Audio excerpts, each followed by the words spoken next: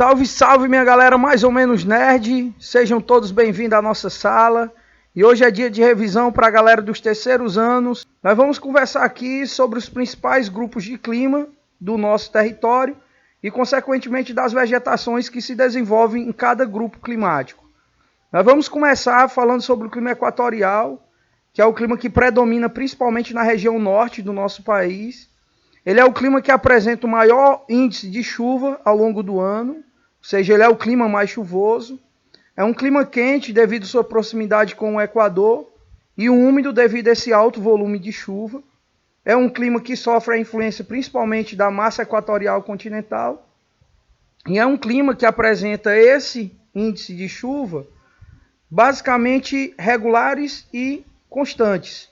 Ou seja, é um clima que tem chuvas praticamente o ano todo.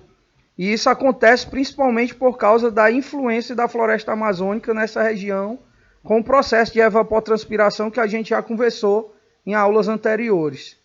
O outro grupo climático é o grupo do semiárido.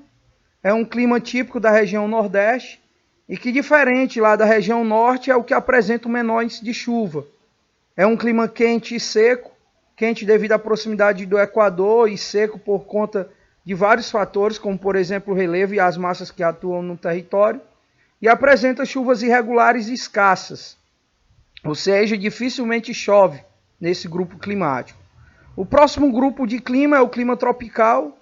É um clima que tem um índice de chuva mediano, a gente pode dizer assim. Não chove tanto quanto no equatorial, mas também não chove tão pouco como no semiárido. É um clima quente e seco, e esse seco principalmente por conta da MTC, que é a massa seca do nosso território. E a característica principal é que ele tem duas estações bem definidas, o verão bastante chuvoso e o inverno bastante seco. Tem que tomar um cuidado aqui para não confundir uma coisa com a outra. O próximo grupo de clima que a gente vai dar uma analisada aí é o clima tropical úmido, que aqui aparece como clima tropical atlântico, mas é a mesma coisa do úmido, que é predominante na região litorânea. Ele apresenta um bom índice de chuva, é um clima que apresenta temperaturas quentes, mas também um certo grau de umidade, principalmente por conta da maritimidade, ou seja, a proximidade que essas regiões têm com o litoral, e aí a gente já conversou muito sobre isso. O próximo grupo climático é o clima subtropical, que é típico do sul. Ele também apresenta um bom índice de chuva, e é o clima brasileiro que fica em uma zona temperada, na verdade é o único. Ele é um clima que apresenta três características diferentes dos outros grupos. Ele é quente, frio e úmido. E ele tem a maior inversão térmica dentro do nosso território. O verão é o mais quente, o inverno é o mais frio, podendo até nevar. E um grupo que a gente falou, que foi o tropical de altitude, que é típico das regiões altas do sudeste, né? Pegando aí São Paulo, Minas e o Rio de Janeiro. Então essas são as principais características dos grupos climáticos que nós temos dentro do nosso território. O próximo passo é a gente entender as características da vegetação que cresce nesses grupos climáticos. E aí a gente vai analisar algumas das principais características de cada uma dessas vegetações. Outro ponto importante, turma, é a gente sempre estar ligando a região ao clima e, consequentemente, à vegetação. Como a floresta amazônica ela apresenta características mais, digamos assim, em relação aos outros, nós vamos deixar para falar dela já já.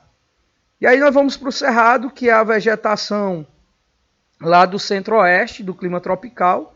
Ela é composta principalmente por espécies caducifoliadas, que são aquelas espécies que perdem suas folhas nos períodos secos, que têm os troncos e os seus galhos retorcidos e ainda é recoberto por uma casca grossa. Essa característica do cerrado ela é basicamente por conta do tipo do solo bastante ácido. O cerrado ele apresenta um alto índice de desmatamento que está ligado principalmente à cultura da soja e também da pecuária.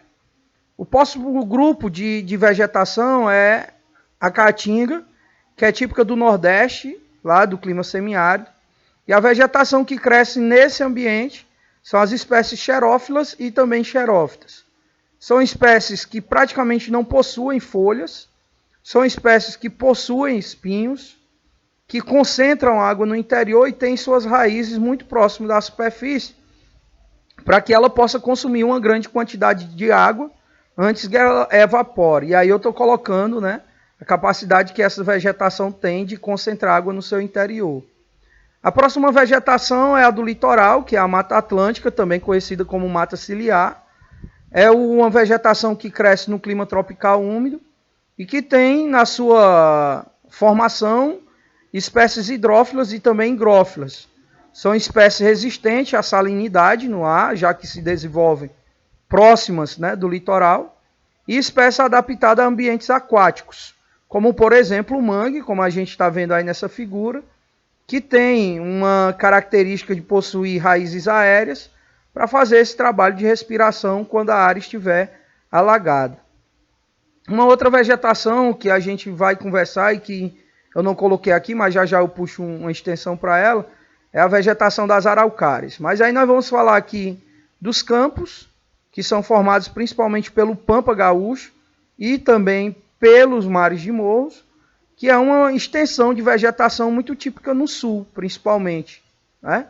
O Pantanal a gente não conversou. E aqui sim nós temos as araucárias, que é a outra vegetação do sul. Vejam aí as características da espécie. Como a gente conversou, elas são espécies que possuem poucas folhas, são espécies classificadas como aciculifoliadas, que são aquelas espécies que possuem folhas finas, além de serem poucas, para que elas possam resistir aos períodos frios. É uma vegetação também que sofre bastante com o desmatamento e que no caso aqui da araucária, principalmente por conta da construção civil e do turismo. É a vegetação típica do sul. E aí, voltando para o quadro anterior de vegetações que nós tínhamos, nós vamos destacar também aqui, agora, né, a vegetação da floresta amazônica, que tem um diferencial em relação aos outros grupos de vegetações. No caso da Amazônia, por ser tão extensa, né, e por possuir uma diversidade de espécies muito grande, nós vamos ver que essa vegetação ela é dividida em 3 partes. Ela é a maior floresta equatorial que existe no planeta, é a que possui a maior concentração de espécies diferentes por metro quadrado, e ela é uma vegetação classificada como latifoliada.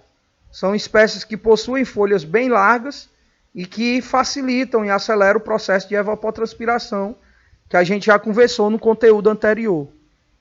Essa vegetação, por ser tão diversificada, ela costuma ser dividida em 3 partes, que é o que a gente vai ver aqui agora. A mata de terra firme, que tem uma característica de possuir, né, as espécies mais altas dentro da floresta amazônica. É a parte que fica mais afastada em relação aos rios, e até por isso é uma área que basicamente não vai alagar mesmo nas cheias dos rios. É a parte da floresta também ainda mais preservada. O outro tipo, a outra divisão é a mata de várzea. Ela já fica numa parte mediana e aí já mais próxima dos rios. É na mata de várzea que ficam as seringueiras. É uma mata que vai ficar alagada durante um certo período do ano. O próximo grupo é a mata de igapó. É a área mais próxima dos rios e até por isso ela vai ser a área mais alagada, ou seja, constantemente alagada. Então essas são algumas características da Amazônia, as demais vocês têm aí no caderno. E nós vamos aqui finalizar falando sobre o climograma, que é aquele gráficozinho que mede tanto a temperatura como o nível de chuva de um determinado local.